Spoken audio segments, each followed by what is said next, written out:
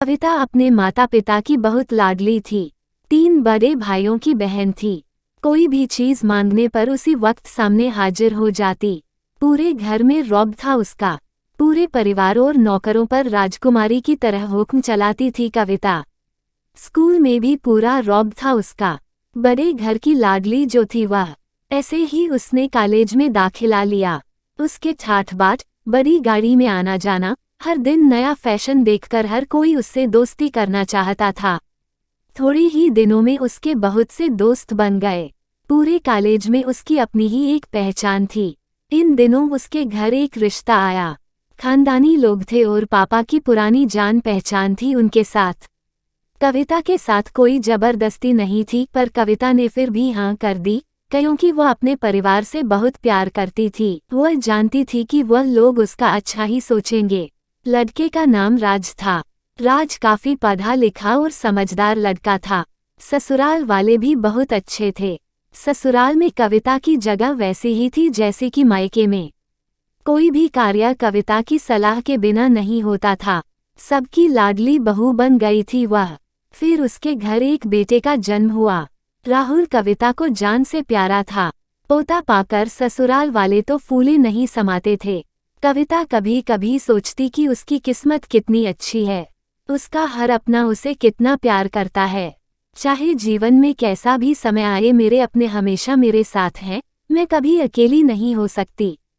कितनी खुशकिस्मत हूँ मैं। पर शायद कविता की खुशियों को उसकी अपनी ही नज़र लग गई थी। एक दिन वह मायके जाने की जिद कर बैठी। राज को बहुत काम था, लेकिन वह फिर भी उसे ले गया। रास्ते में उनकी गाड़ी अन्य गाड़ी से टकरा गई। कविता, राज और राहुल बहुत बुरी तरह से जख्मी हो गए।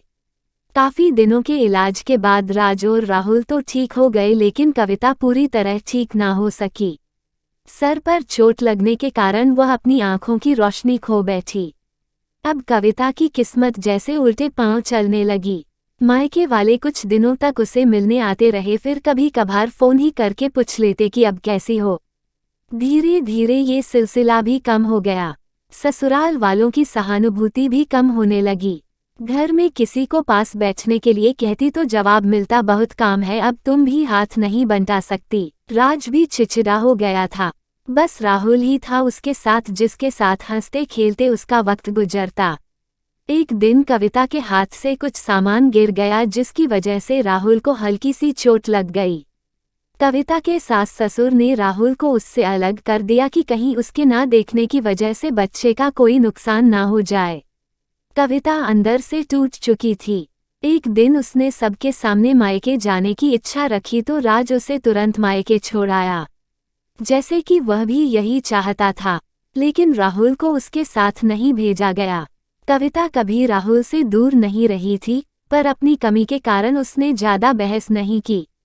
कविता को लगा कि वह 3-4 दिन वहां रहेगी तो थोड़ा हवा पानी बदल जाएगा, क्योंकि वह कितने दिनों से कहीं भी बाहर नहीं गई थी।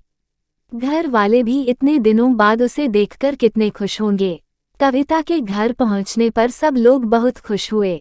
खाने में सब कुछ कविता की पसंद का ही बना था। उसने अपने मम्मी पापा और भाई भाभीयों से दिल खोलकर बातें की।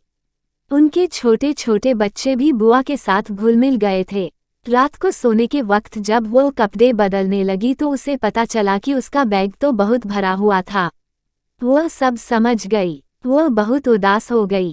कुछ दिनों तक तो सब ठीक रहा, फिर जैसे सब बदलने लगा। सबका व्यवहार बदल रहा था। वह लोग जैसे थक चुके थे उससे। सब लोग घूमा फिरा कर पूछने लगे कि राज कब आ रहा है उसे ले जाने। वह बहाना बना देती, जबकि वह जानती थी कि उस घर में अब उसके लिए कोई जगह नहीं। कविता से चलते वक्त कुछ ना कुछ नुकसान हो जाता। थोड़ी बहुत टोकाटाकी उसे सुनाई देती, वह टाल देती। एक दिन उसके हाथ से लगकर एक कीमती फूलदान टूट गया। छोटी भाभी ने बहुत हंगामा मचाया। कविता के माता पिता रोज रोज के झमेलों से तंग आ गए थे। उन्होंने राज को खुद से फोन कर दिया। राज कविता को अपने घर ले गया। कविता को अपने परिवार वालों से ये उम्मीद ना थी। जिस कविता के कहे बिना घर में एक पत्ता भी नहीं हिलता था, उस घर के लिए वह बोझ बन चुकी थी। राज के साथ ससुराल आते वक्त वह बहुत खुश थी। क्योंकि वह अपने घर जा रही थी अपने जिगर के टुकड़े राहुल के पास।